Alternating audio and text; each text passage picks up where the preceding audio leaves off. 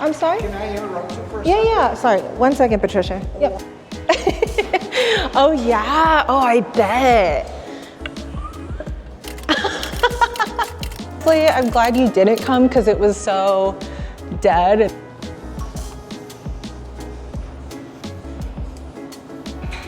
My girlfriend just called, so, you know, relationships are very important to me. I don't fully know what I feel like doing, so I've warmed up. Remember, always warm up. I might even just like jog for 20 minutes or do Stairmaster. Oh, that's what I want to do. Put this away.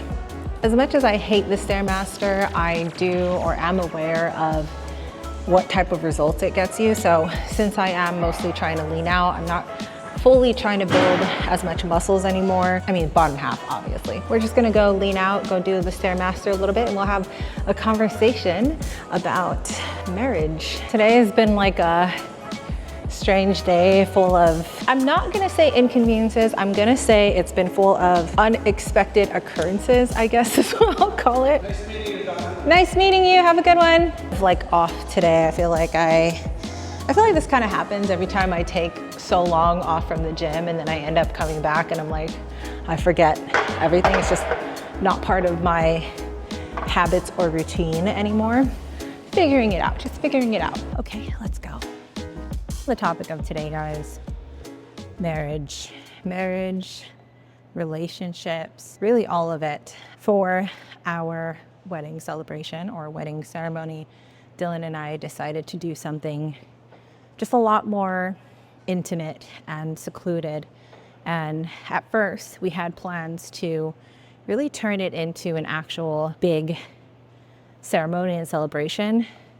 But for us, because of where we're at with our businesses and stuff, we would have had to postpone getting married in order to have that bigger wedding celebration. And in our eyes, we were already living together and we have been for quite some time now. And for us to be so deep into our faith, being so obedient to God, doing our best to make sure that we are listening and following and living the life and purpose that we believe He wants us to live, we really had to think about what we were doing and displaying to the world. And a part of becoming a godly couple relationship, one that others can observe, and if we're going to be good examples for you or even for our future kids, hopefully soon, then we really wanted to make sure that we were doing it right.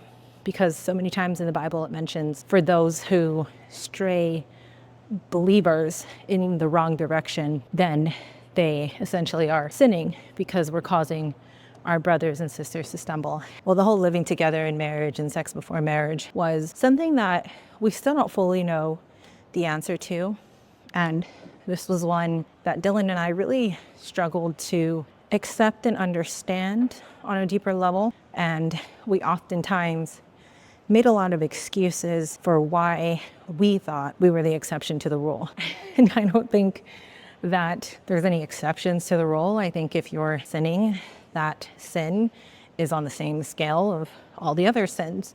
Now, I know it doesn't really make any sense. It's like, how could sex before marriage be on the same playing field as murder, right? Like, those are two very completely different things. But the point of sin being classified as sin is the fact that it brings you further from God, and it can open up doors and portals into a life of death and destruction. Fortunately for Dylan and I, we essentially started off obviously living together before we found God and Jesus together. There's a lot of parts in the Bible that also say God meets you where you're at.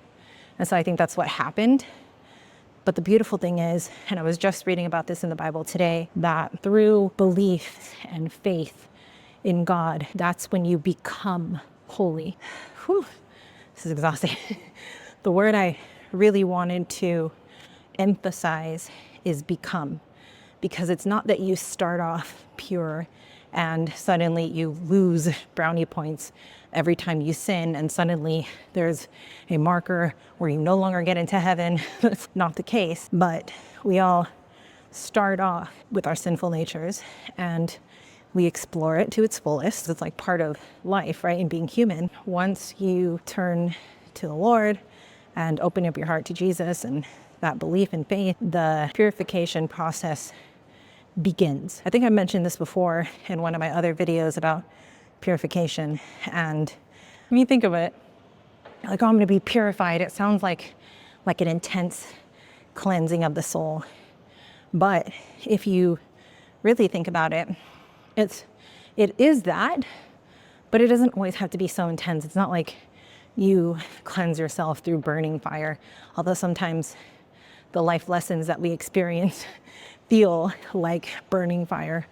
But it is a process of becoming a more holy and righteous person. What we realized with the whole living together situation is that it was just another area that God was working on us to heal and to purify us and really lead us into recognizing that God wanted us to be married and living together. Something that I have learned, or am learning, I guess, as a new godly married couple, living together and like playing house and being essentially married without the commitment causes a lot of uncertainty and can lead to a lot of dysfunction within the relationship, especially if there is no full commitment of spending the rest of your life together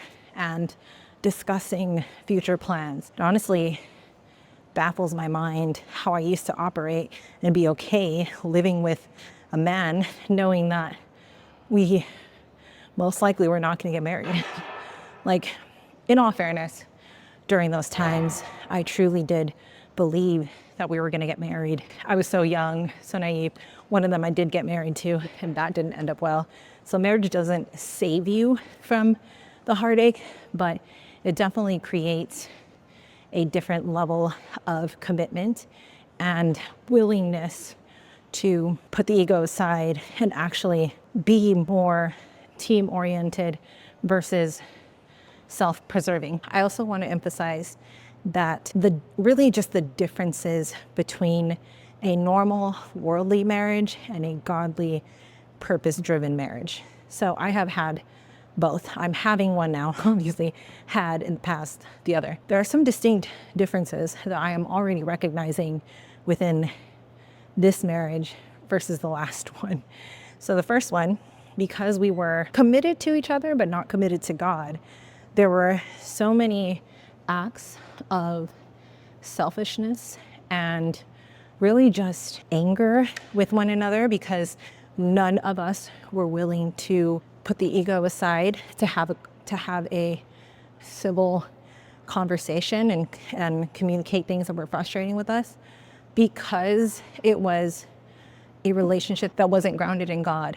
We oftentimes would feel maxed out, meaning to say we would argue so heavily with each other to the point where it was beyond us on how we were supposed to repair or fix that relationship. When you are grounded in God, you have faith in something bigger than you, something higher than you. When you feel like you're at an impasse in your relationship, in your business, if you don't have God or something higher than yourself that you believe in, you're kind of left to figure it out yourself.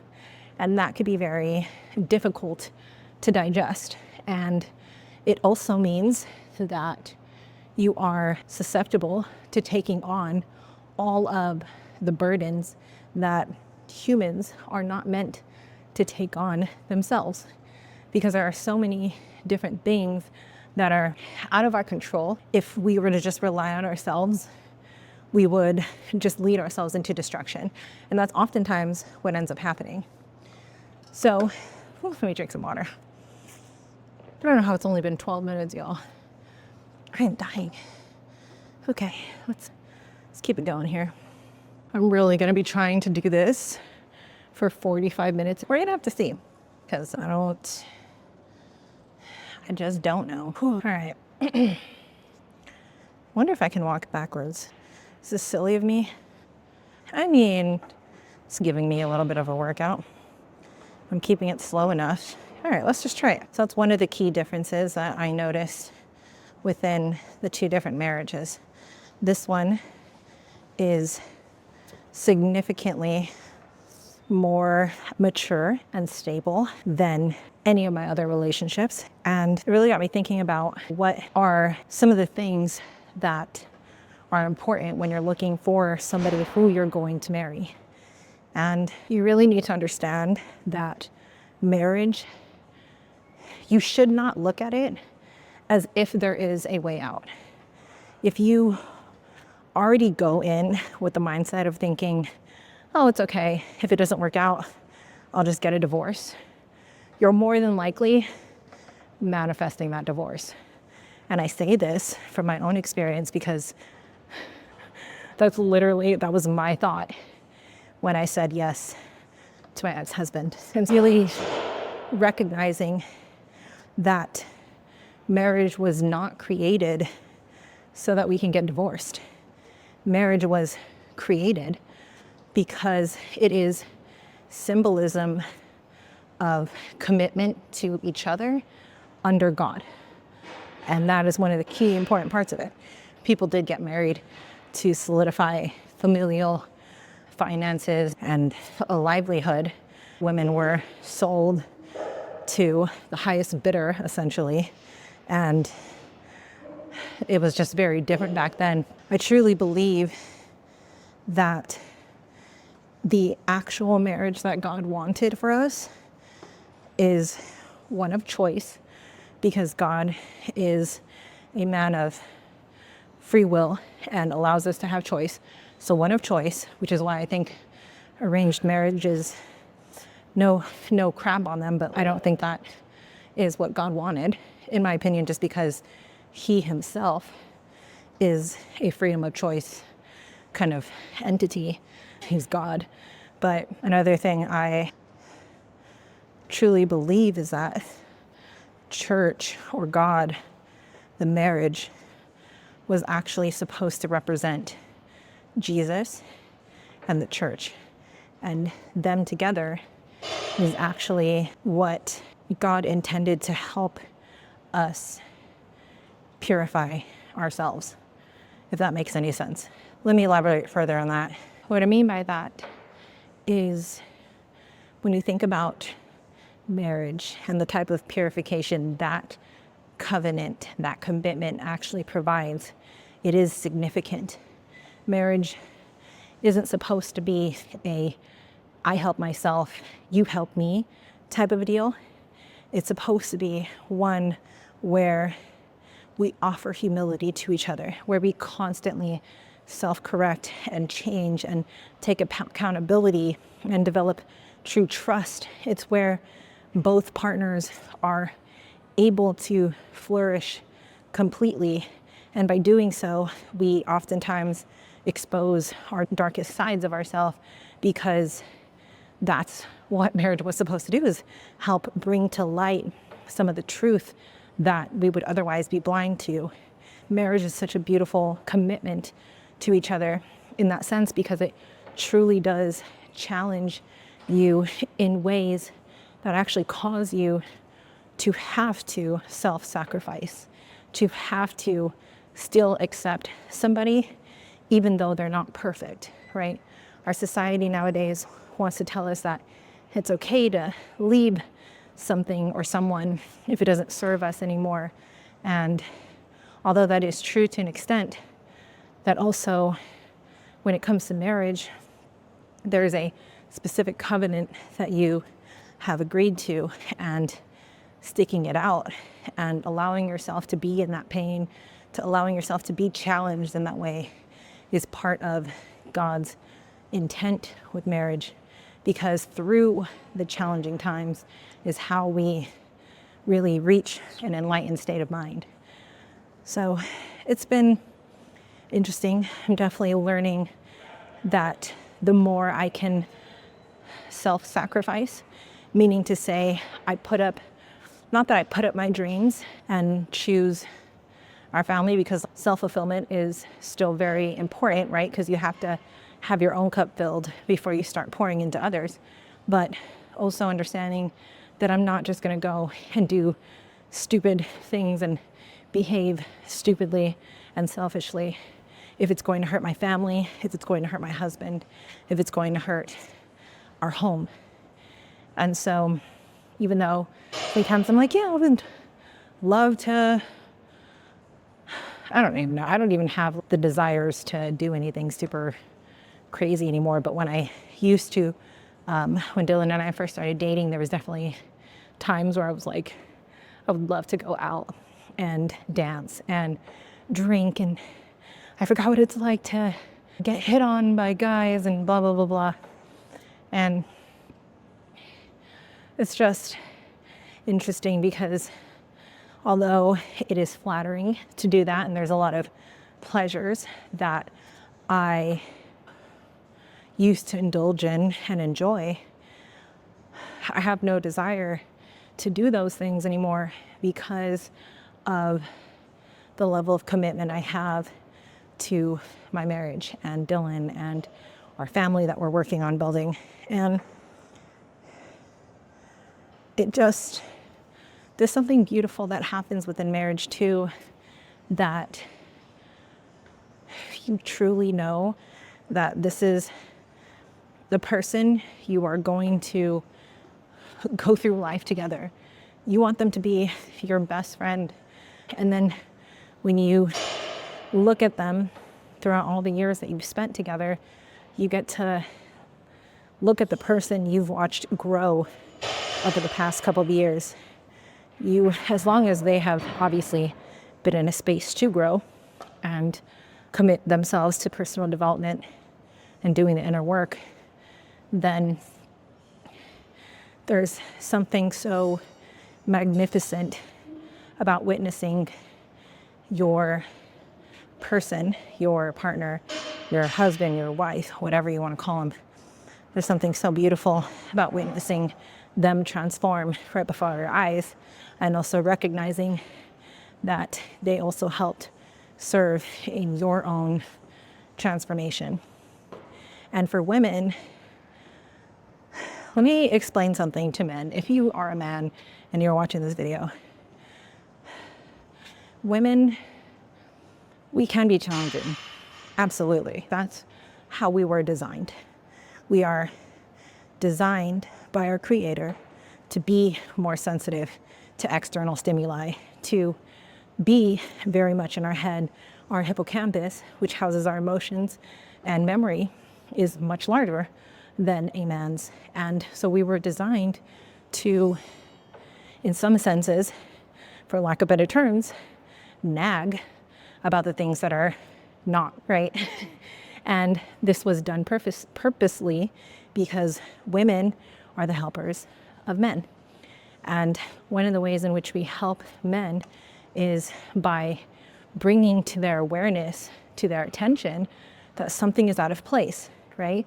And I do agree that women nowadays, especially, do not know how to communicate when something is bothering them or how to bring it to their husband's attention. But it is a process of going back and forth with your husband or wife. And once you learn each other's communication styles, you get better at it. So the whole point I was trying to make with that is that marriage does something for a woman.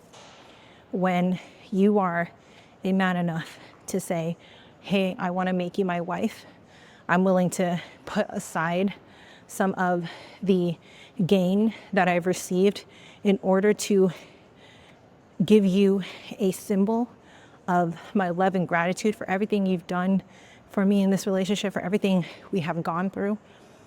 To be able to offer up just a small portion of your life to say, I want to commit our lives together in unity, it does something different to a woman and their mindset. She will move differently because she understands that she feels safe And when you feel safe in a committed relationship and she trusts the man that he will be loyal, that he is a man of integrity, that he carries out what he promises he will do and can provide for her to have a family, when she feels that, she is the happiest woman ever. And the whole saying of happy wife, happy life, oh, that's a thing. Oh, that's a thing. That's a very real thing. Because a wife can absolutely cause hell in your relationship. Your relationships can cause hell in your life if you don't tend to them. Whew. Oh, 25 minutes in. I'm dying. Okay, and we're starting again. So I feel like since I've gotten married, I've been reflecting on, do I feel any different? Is there anything that, because people ask every time when you get married, like, how's married life treating you? How's being married? And just all these marriage questions and help, but reflect and be like, yeah, how is marriage life treating me?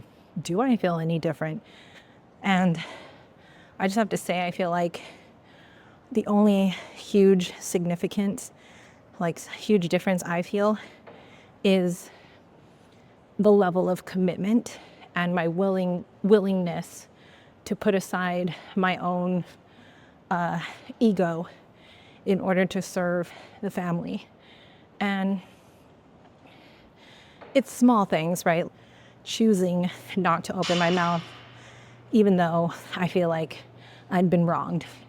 And if Dylan's in a bad mood, choosing not to engage and allowing him to be in his own space and energy and not taking it personal that it's anything against me, unless he communicates it, right? I hold him to be responsible for communicating if there is something wrong. And if there's something wrong with me that he has an issue with, I expect that he would bring it to me.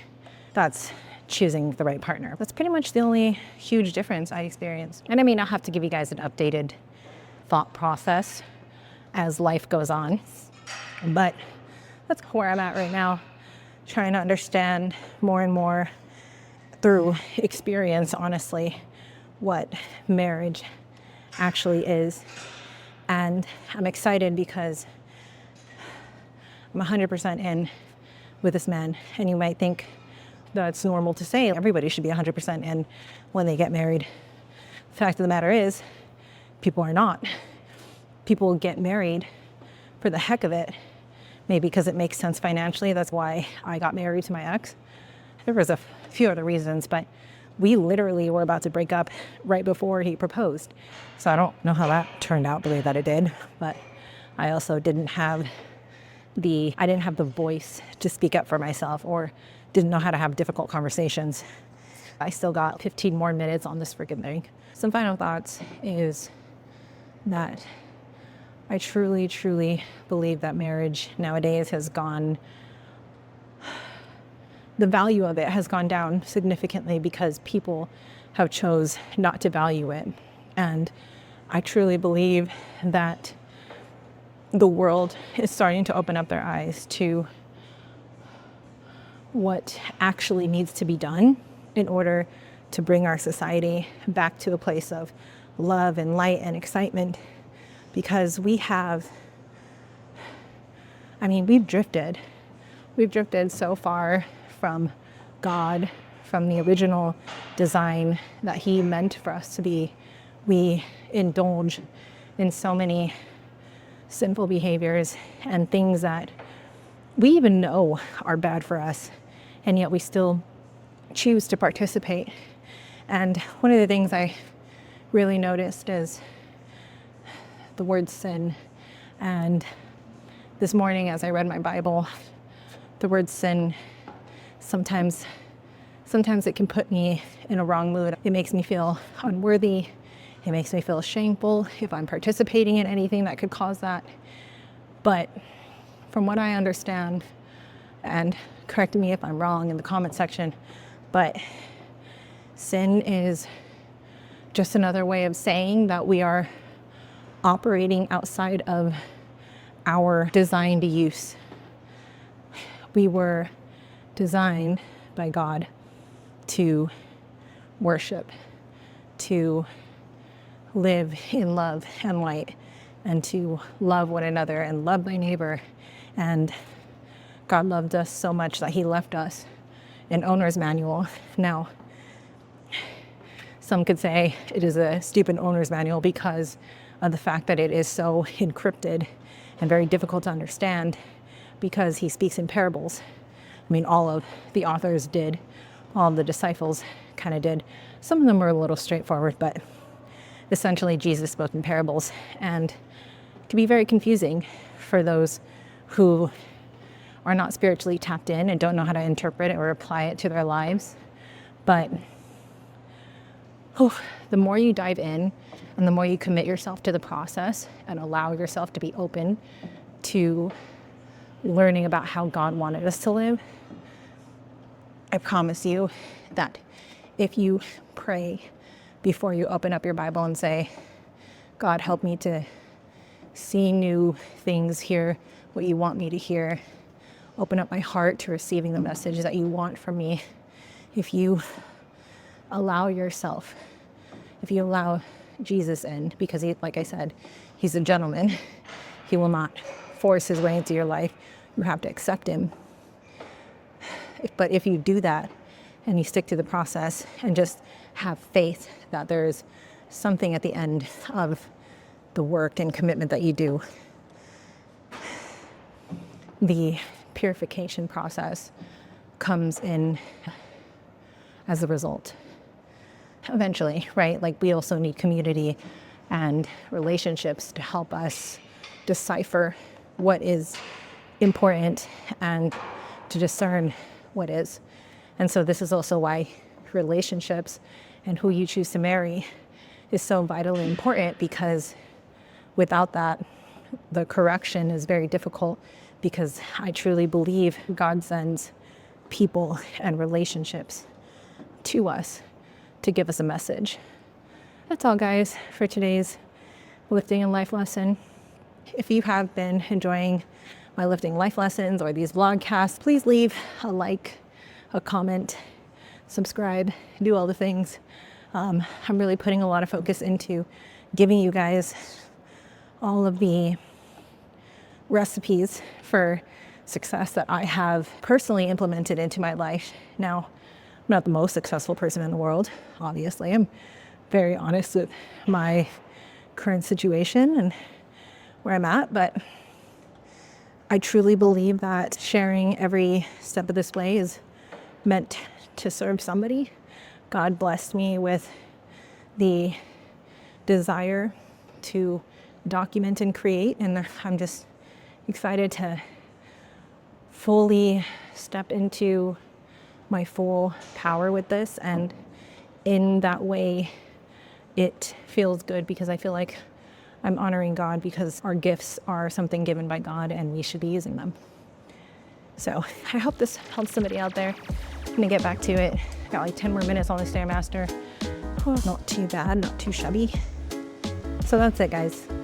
Thank you for tuning in to another episode of Lifting and Life Lessons and the Danna-Gift Show. And I'm out. I've talked a lot.